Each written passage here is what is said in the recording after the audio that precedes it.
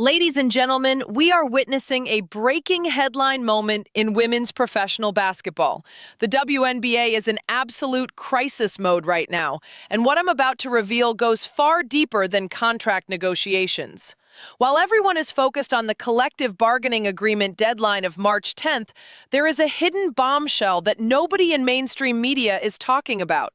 WNBA Commissioner Cathy Engelbert may be on the verge of losing her job, and her potential removal could be the secret factor stalling this entire deal. That's right, sources are indicating that part of this massive standoff between the league and the Players Association may actually involve the future employment of the commissioner herself.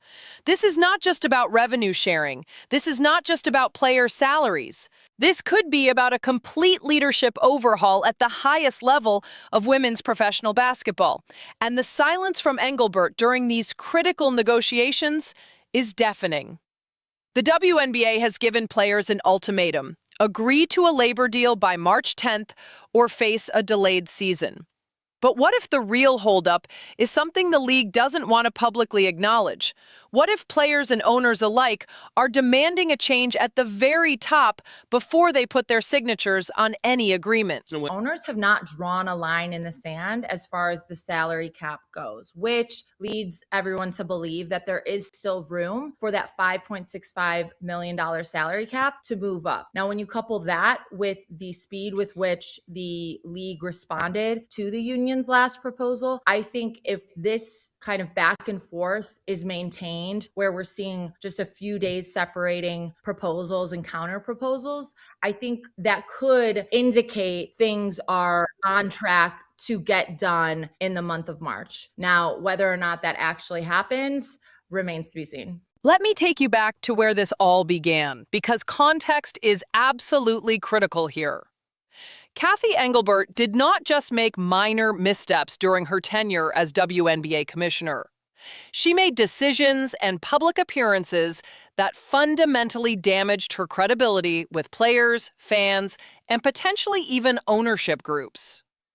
Rewind to one of the most controversial moves of her entire administration. Engelbert orchestrated the sale of 16% of the league to private investors. These investors are now team owners with real power and real votes in league decisions. Every single one of those behind-the-scenes ownership stakeholders must agree on the current collective bargaining agreement. That adds layers of complexity that did not exist before her decision to bring in outside capital. She fundamentally changed the power structure of the WNBA. And now that restructured system may be working against the league's ability to move quickly. But the financial restructuring is only part of the story. Let's talk about her conduct. During the All-Star game in Indiana, Cathy Engelbert was reportedly seen visibly intoxicated and dancing inappropriately, behaving in a manner completely unbecoming of a professional sports commissioner. This was not a private event. This was the league's marquee mid-season showcase, and the person who is supposed to represent the integrity and professionalism of the WNBA was allegedly partying like she had no responsibilities. That image problem alone would be enough to raise serious questions about her leadership. But it gets worse. One of the most damaging moments of her tenure was her failure to address the physical assault on Caitlin Clark. Caitlin Clark, the biggest star to enter the WNBA in a generation, was subjected to on-court violence that went far beyond normal competitive play. Fans, analysts, and even former players were calling for the league to step in, to make a statement, to protect its most marketable asset. And what did Cathy Engelbert do? Absolutely nothing. She showed her inability or unwillingness to enforce player safety standards when it mattered most. She did not defend Caitlin Clark. She did not issue public statements condemning the behavior. She essentially allowed the situation to fester, and in doing so, she lost the confidence of a significant portion of the fan base and the players themselves. And it didn't stop there. Engelbert has gone on record making disparaging comments about Caitlin Clark. Let that sink in. The commissioner of a league that desperately needs stars, that desperately needs mainstream attention, publicly insulted the player who single-handedly brought unprecedented viewership and revenue into the WNBA. It wasn't just Caitlin Clark either. Reports indicate that Engelbert has insulted several other players as well. She has created a toxic relationship with the very athletes who are the product. The players are the league.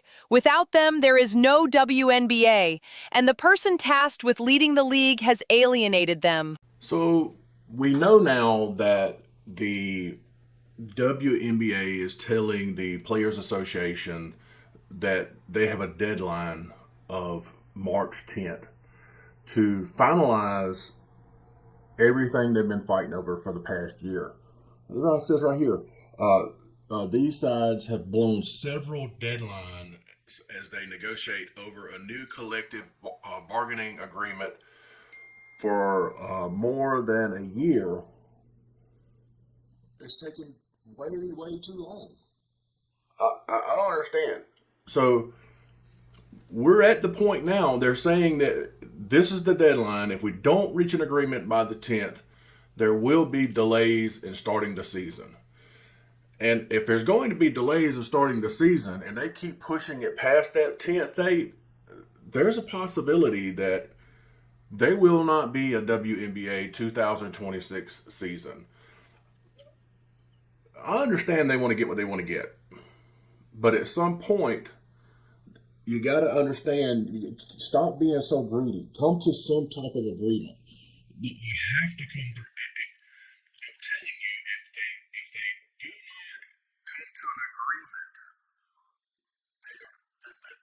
the WNBA is done. All these so-called, the first time ever profits that they got, guess what? That means nothing. Because I'm telling you, if you do not play this season, the fan base is going to just say, screw the WNBA.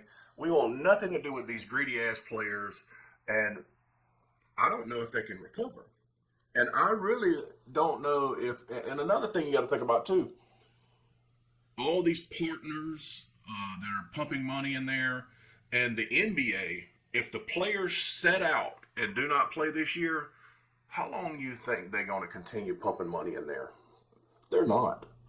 Now let's fast forward to the present. The WNBA is in the middle of the most important negotiation in its history. This collective bargaining agreement will determine the financial future of every player, the schedule integrity of the season, and the league's ability to capitalize on its recent momentum. The deadline is March 10th. Free agency is frozen. The expansion draft for 2 new teams cannot happen. The college draft cannot proceed. Everything is on hold. And during this absolute pressure cooker moment, where is Cathy Engelbert? She has been completely silent. No press conferences, no public updates, no reassurances to fans or players. She has vanished from the spotlight at the exact moment when a commissioner should be front and center, communicating transparently and leading with authority. Compare that to Adam Silver, the NBA commissioner, who has made statements about the WNBA situation. He has been visible. He has been engaged. But the actual commissioner of the WNBA? Nowhere to be found. That is not normal. That is not how a confident, secure leader behaves during a crisis.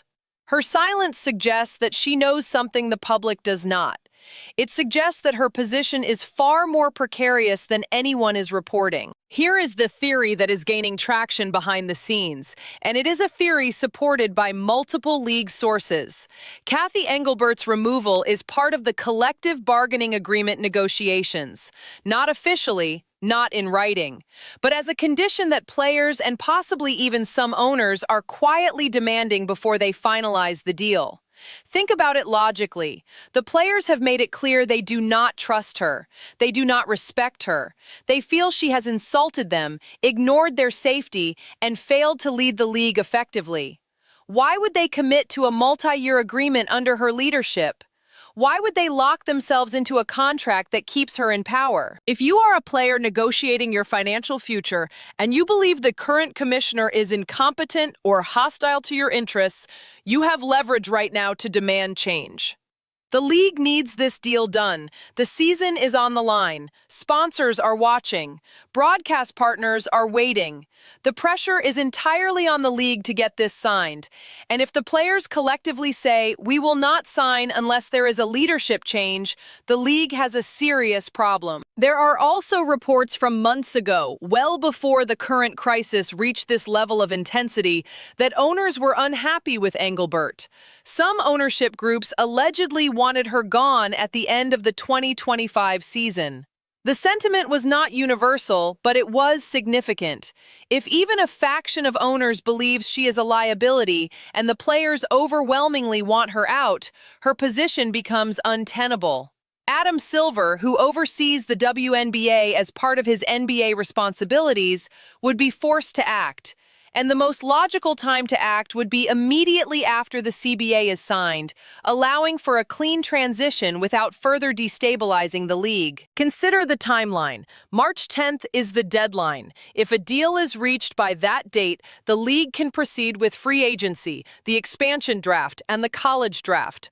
All of those events are traditionally overseen by the commissioner. Cathy Engelbert would normally be the face of those events, standing at the podium, announcing draft picks, welcoming new players to the league. But what if the league already knows she will not be in that role? What if the plan is to sign the CBA, then immediately announce her departure and install a new commissioner before those events take place?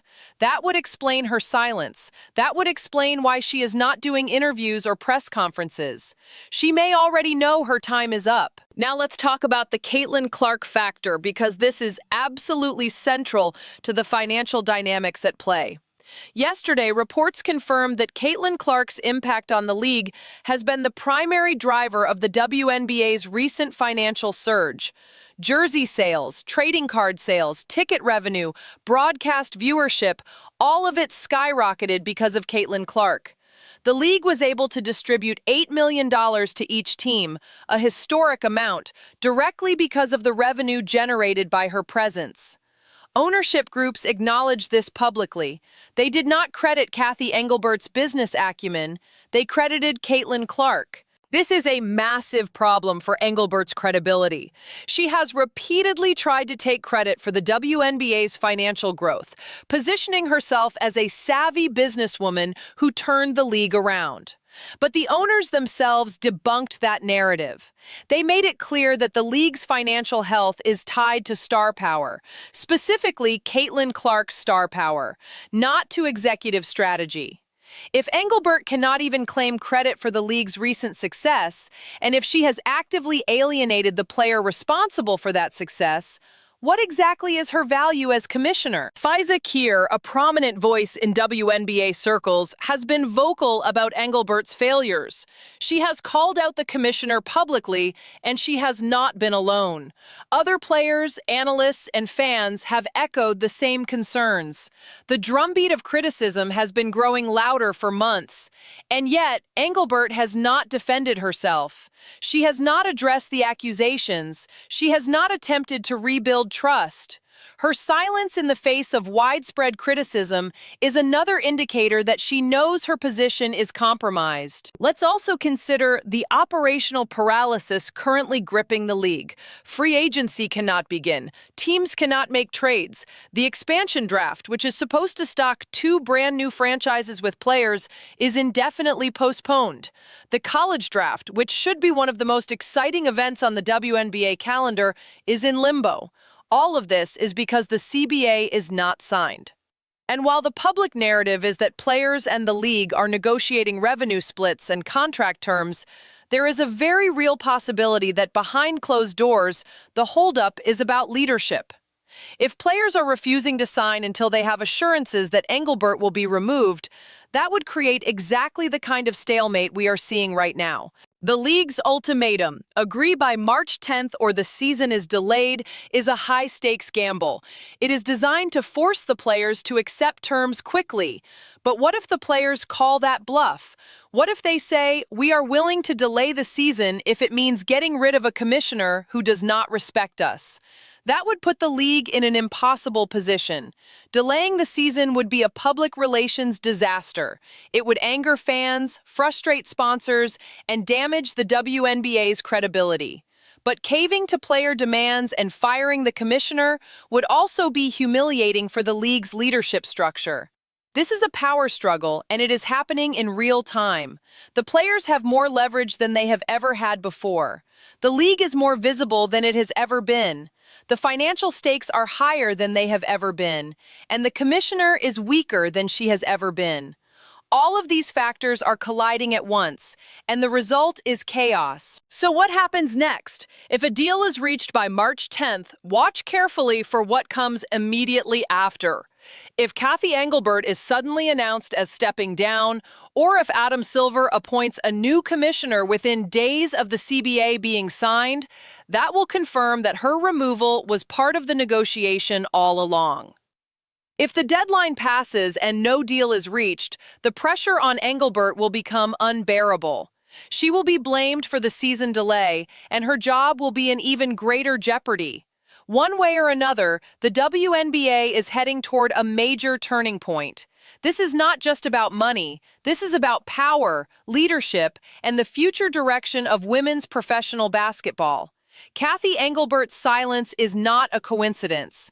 It is a symptom of a much larger crisis. And when the dust settles, do not be surprised if she is no longer the commissioner. The writing is on the wall.